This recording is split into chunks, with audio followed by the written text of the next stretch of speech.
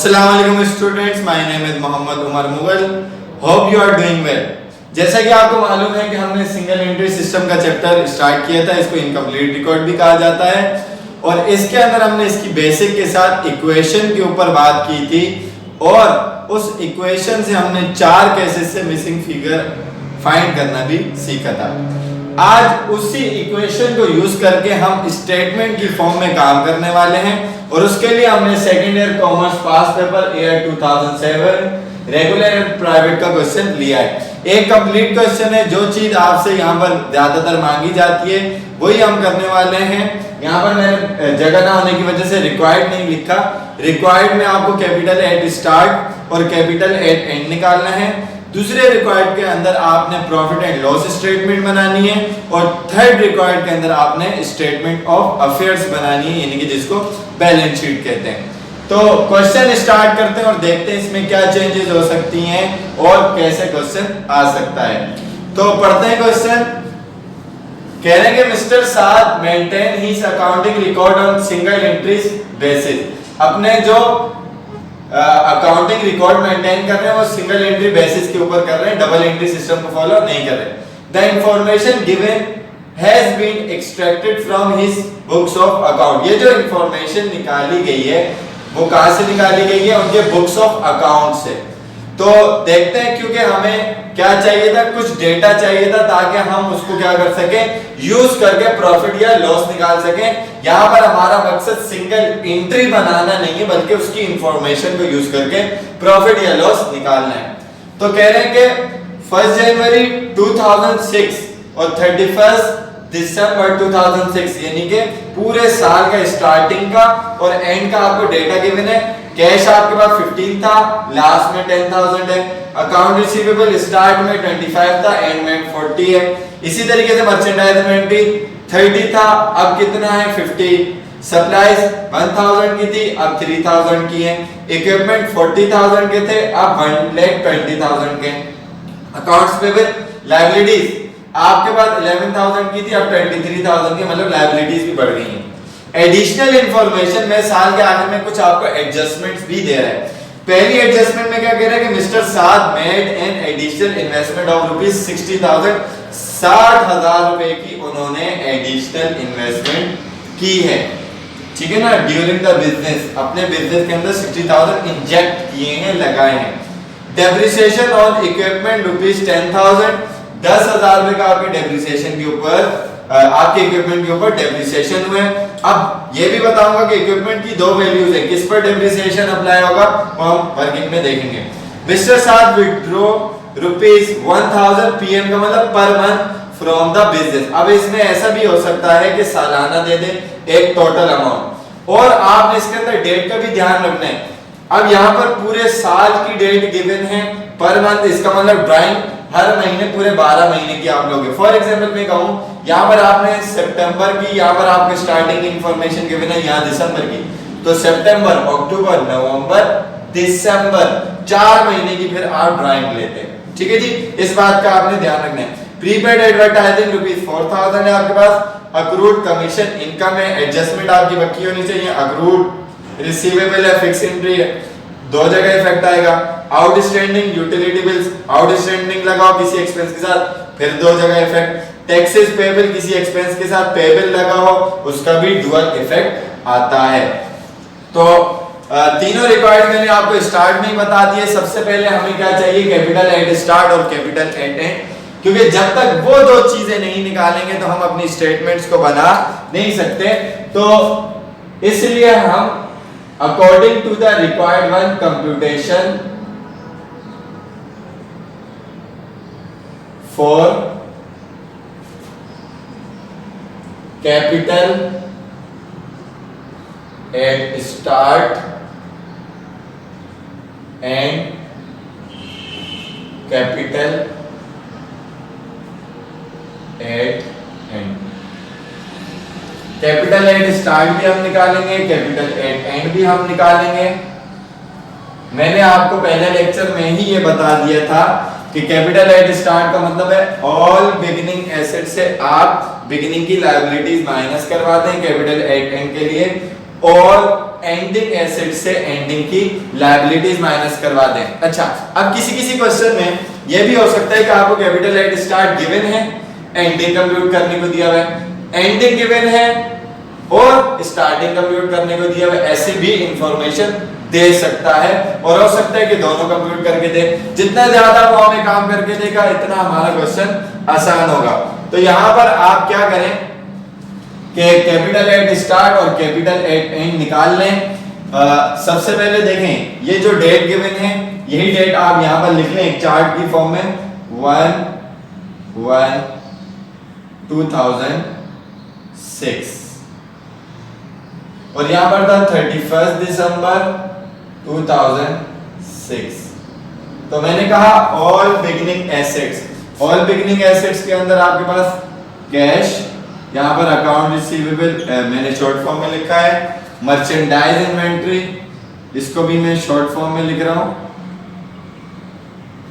Merchandise inventory है, supplies भी assets है और उसके बाद इक्विपमेंट भी आपका एसेट है। ठीक है जी। तो कैश की अमाउंट आपके पास कितनी थी? 15,000 थी। अकाउंट रिसीवेबल आपके पास 25,000 का था। मर्चेंडाइज इन्वेंट्री आपके पास 30,000 की थी। सप्लाईज आपके पास 1,000 रुपए की थी और उसके बाद इक्विपमेंट आपके पास 40,000 के थे।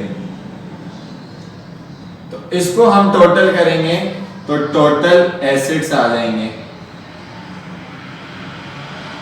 इसी तरीके से हम टोटल एसेट यहां भी कर लेते हैं ताकि हमारा एक साथ काम हो जाए। 10,000 आपके पास कैश था, अकाउंट्स रिसीवेबल 40,000, 50,000 आपकी इन्वेंट्री, 3,000 की आपकी सप्लाईज और 1,20,000 के आपके इक्विपमेंट्स हो गए थे। ठीक है जी। तो हम इसको अगर टोटल करते हैं तो 15 प्लस 25 प्लस 30 प्लस 1 प्लस 40, तो बिगिनिंग के टोटल एसेट्स आपके पास कितने हो जाएंगे? 1,11,000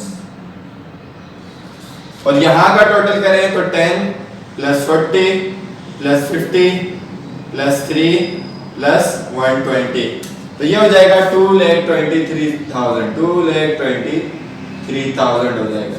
इसमें से आप लेस करवा दें क्या? लायबिलिटीज। लेस लायबिलिटीज में आपके पास एक ही लायबिलिटी है, that is accounts payable. Accounts payable आपके पास बिगिनिंग में 11,000 था, माइनस करवा देंगे, एंडिंग में आपके पास 23,000 है। 23,000 को आप लेस करवा दें तो जब आप कंप्यूट करेंगे तो दोनों फिगर आपके पास आ जाएंगे। यहां पर आपके पास स्टार्टिंग का कैपिटल 1 लाख आ जाएगा, एंडिंग का कैपिटल 2 लाख आ जाएगा। तो यहां पर लिख लें capital at start and and, दोनों कैपिटल आप फाइंड आउट कर चुके हैं। तो यहां पर आपका पहला रिक्वायरमेंट हो चुका है। पहले तो नाम उनका लिखेंगे मिस्टर साद, स्टेटमेंट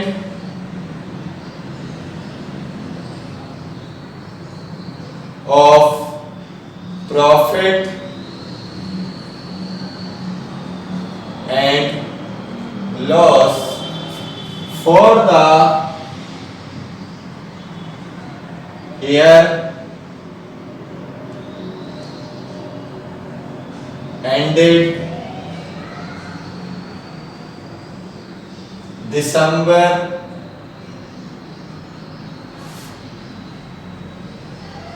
31st 2006। तो यहां पर आपने ये डेटा तो लिख लिया। अब आप फर्स्ट ईयर के अंदर सीख के आए सेल से शुरू होता है, लेकिन ये सिंगल एंट्री सिस्टम है, यहाँ सेल से शुरू नहीं होगा। यहाँ पे जो आप वर्किंग करते हैं वो एंडिंग से यानी कि रिवर्स वर्किंग करते हैं। दैट इज सबसे पहले आप लेंगे कैपिटल एट एंड, जो कि आपके पास कितना आया था, 2 लाख आया था, तो 2 लाख आपने यहां पर लिख दिया। इसके अंदर आप ऐड करवाते हैं ड्राइंग, क्योंकि जो निकाला वो वापस ऐड करेंगे, क्योंकि जो माइनस किया वो प्लस करते हैं। अब ड्राइंग के एडजस्टमेंट हम कर लेते हैं। कह रहे कि भाई नंबर 3 में मिस्टर साहब विथड्रॉ ₹1000 पर मंथ, पूरे 12 महीने 1000 मल्टीप्लाई बाय 12, इसका मतलब ड्राइंग आपके पास जो हुई वो कितने की हुई, 12,000 की हुई। प्लस करवा देंगे, टोटल कैपिटल्स हो जाएंगे। टोटल कैपिटल्स आपके पास जो मौजूद हैं उसकी अमाउंट में यहां पर लिख रहा हूं दूसरे कलर से, 2,12,000 हो जाएगा। इसमें से आप लेस करवा दें, इसमें से आप लेस करवा दें क्या, 2 चीजें, एक कैपिटल एट स्टार्ट और दूसरा एडिशनल इन्वेस्टमेंट।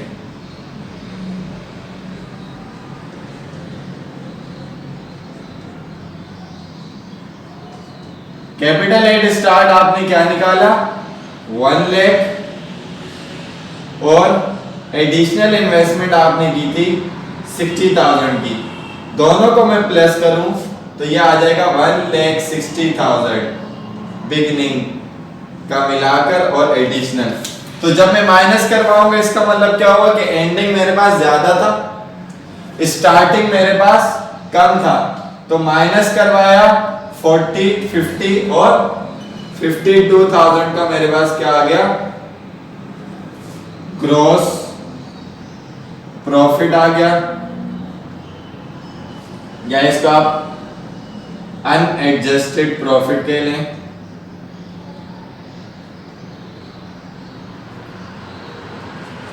इसके बाद आपके पास कुछ एडजस्टमेंट है। अब जैसा कि आप देख सकते हैं कि आपने एडिशनल इन्वेस्टमेंट और ड्राइंग को रिकॉर्ड कर लिया है। अब देखते हैं कि आपके पास एक्सपेंसेस कौन से आते हैं, लेस ऑपरेटिंग एक्सपेंसेस,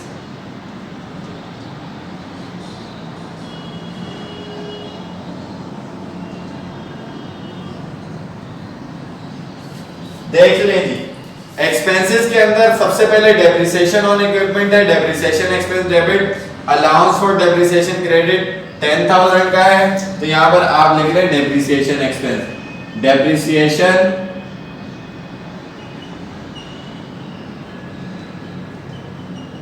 एक्सपेंस ₹10,000 का।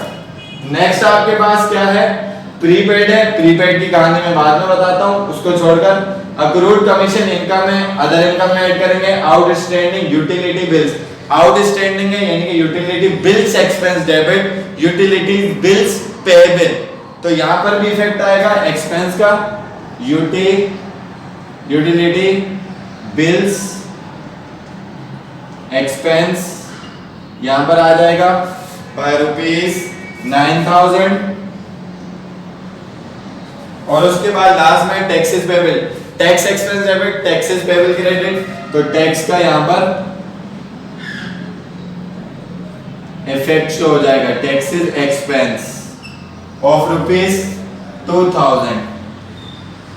ठीक है जी, ये सारे आपके एक्सपेंसेस रिकॉर्ड कर लिए। देखें प्रीपेड एडवर्टाइजिंग, एडवर्टाइजिंग प्रीपेड है, इसका मतलब है कि जो एक्सपेंस था उसमें से एडवर्टाइजिंग का, उसमें से 4,000 हमारे पास प्रीपेड हो चुका है, 4,000 बच चुका है। अगर मैं इसकी एंट्री बनाना चाहूं तो इसकी एंट्री में क्या बनाऊंगा कि नीचे अगर प्रीपेड है और ऊपर हो भी सकता है कि प्रीपेड हो, एक्सपायर्ड हो, तो इस तरीके के केस को मैं क्या कर देता हूं, 2 तरह की ट्रीटमेंट होती है, या तो इन्हीं टोटल एक्सपेंसेस में से यहां से लेस करवा दूं, या फिर दूसरा तरीका क्या होता है हमारे पास कि इसको मैं टोटल करूं, इसमें से लेस करवाकर उसकी अमाउंट को ऐड करवा दूं, बात एक ही है, कोई फर्क नहीं पड़ेगा। तो यहां पर मैं इसको लेस करवा देता हूं, यहीं पर लेस एडवर्टाइजिंग। अब एसेट है एडवर्टाइजिंग प्रीपेड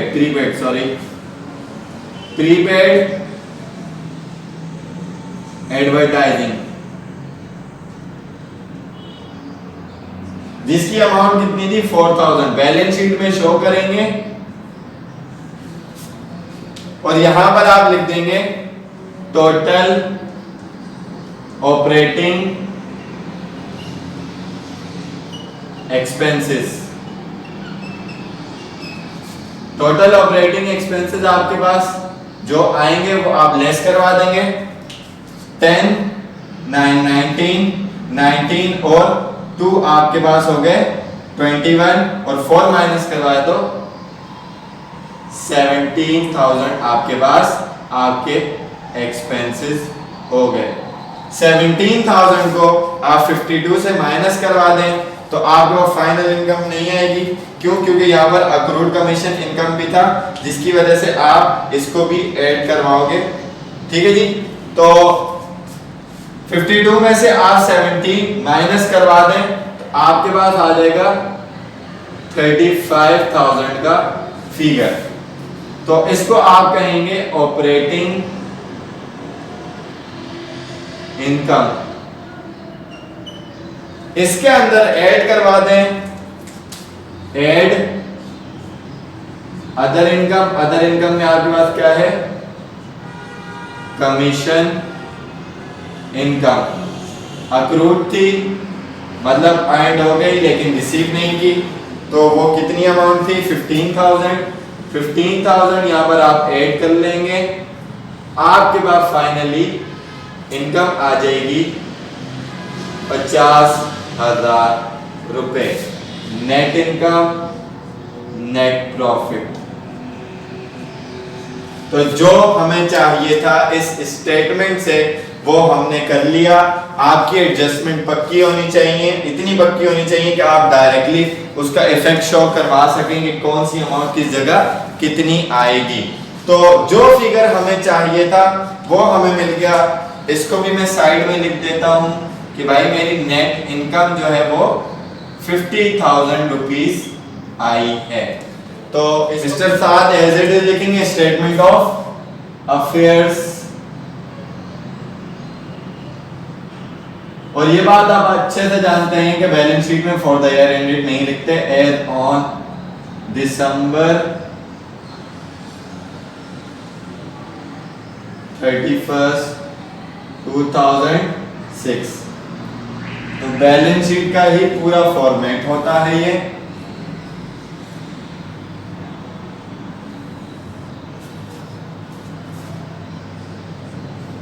एसेट्स,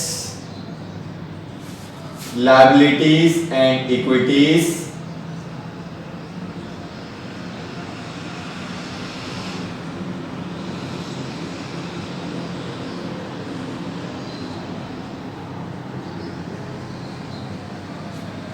अच्छा जी। तो सबसे पहले आप रिकॉर्ड करेंगे अपने पास करंट एसेट।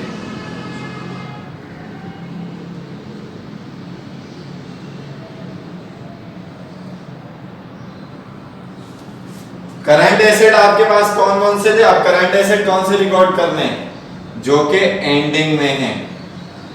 अब एंडिंग में है इसका मतलब क्या हुआ? जो अलाउंस और डेप्रिसिएशन था वो भी एंडिंग के फिगर्स के ऊपर अप्लाई होगा। इस बैलेंस शीट के अंदर जो स्टार्टिंग की चीज जो आएगी वो सिर्फ और सिर्फ एक ही चीज है, that is capital at start. ठीक है जी। तो कैश लिखते हैं। सबसे पहले हमारा करंट एसेट है। क्या इसके अंदर कोई एडजस्टमेंट हुई थी? नहीं हुई थी, तो 10,000 एज इट इज आप लिख दें।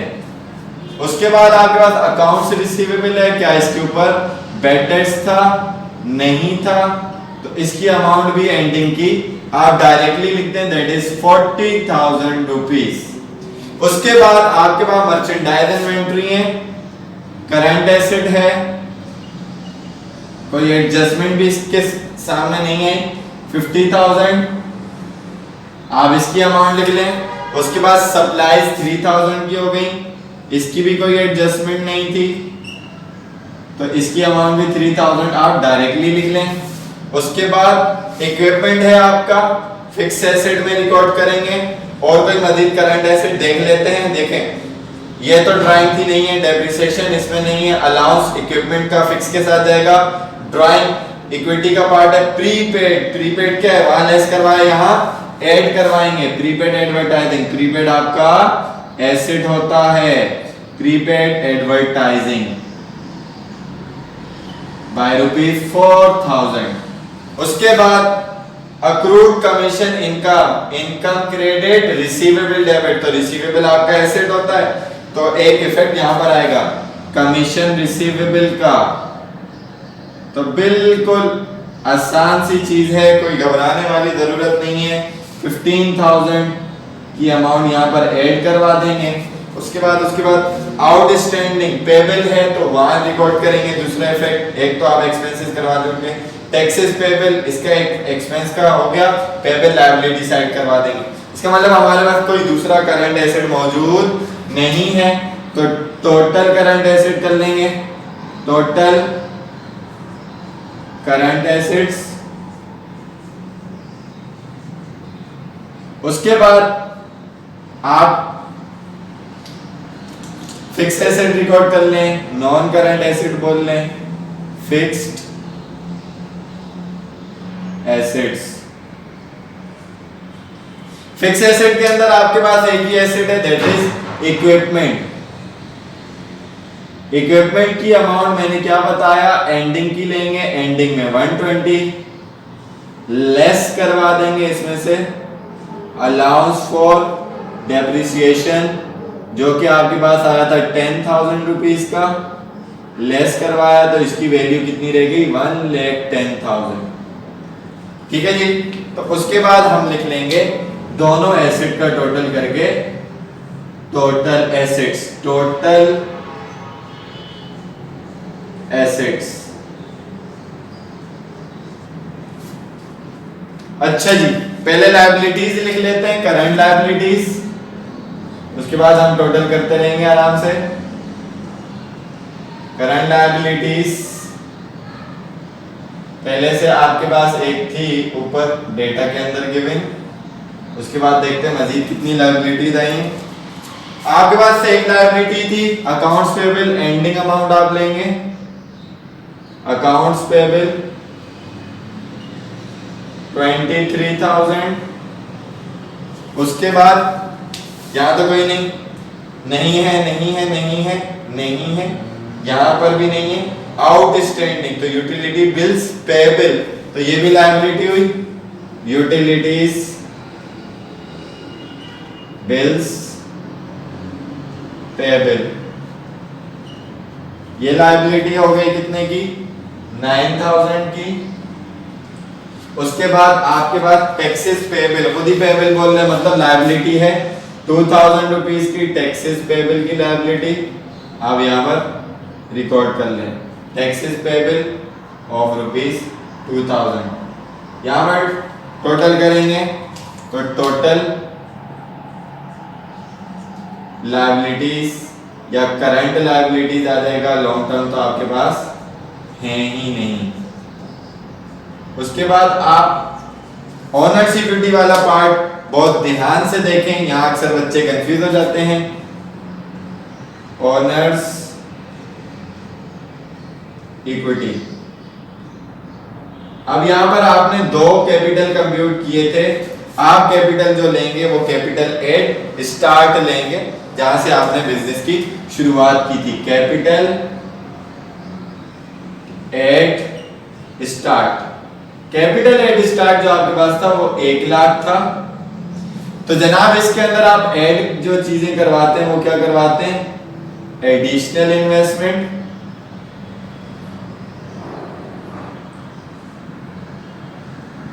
एडिशनल इन्वेस्टमेंट 60,000 की थी। और ऐड करवाते हैं प्रॉफिट। प्रॉफिट आपके पास 50,000 आया था, यानी कि नेट इनकम। नेट लॉस होता तो लेस करवा देते। नेट इनकम 50,000 ऐड करवाएंगे और लेस करवा देंगे यहां पर ड्राइंग। और ड्राइंग आपके पास कितनी थी, 12,000 की ड्राइंग थी, पर मंथ 1000 रुपीज था। तो यहाँ पर आपकी टोटल इक्विटी आ जाएगी, कंप्यूट कर लेंगे और नीचे हम लिख देंगे टोटल लायबिलिटीज एंड इक्विटी। तो टोटल करना स्टार्ट करते हैं जनाब। सबसे पहले current asset 10 plus 40 plus 50 plus 3 plus 4 और प्लस 15। तो टोटल करंट एसेट तो आपके पास जो फिगर शो कर रहे हैं वो कितना करेंगे, 1,22,000 और 1,22,000 में 10 फिक्स प्लस करवा लें, 110 सॉरी प्लस 110, तो आपके पास 2,32,000 का फाइनल फिगर आ रहा है एसेट्स के अंदर। देखते हैं लायबिलिटीज के अंदर क्या था, 23 प्लस 9 प्लस 2 इज 11। तो टोटल लायबिलिटीज जो आपके पास है वो 34,000 की है। इक्विटी टोटल कर लेते हैं, 1 लाख प्लस 60 प्लस 50 माइनस 12, तो यह आपके पास आ गया इक्विटी का फिगर 198। तो 198 प्लस 34 इज इक्वल टू 232। तो दोनों साइड का हमारा फिगर इक्वल आ चुका है और कोई भी गलती हमने यहां पर नहीं की कि हमसे कोई मिस्टेक हुई हो। बस आपने क्या करना है, कंप्यूटेशन अच्छे तरीके से समझनी है, कौन सा फिगर कहां पर लेना है और आपके एडजस्टमेंट पक्की होंगी तो आप आसानी से ये काम कर लेंगे। आई होप कि आपको ये लेक्चर बहुत पसंद आएगा और आसानी से वर्किंग भी समझ में आ जाएगी। मेरे चैनल को सब्सक्राइब करें, शेयर करें और लोगों तक पहुंचाएं ताकि ज़्यादा से ज़्यादा लोग फ़ायदा हासिल कर सकें।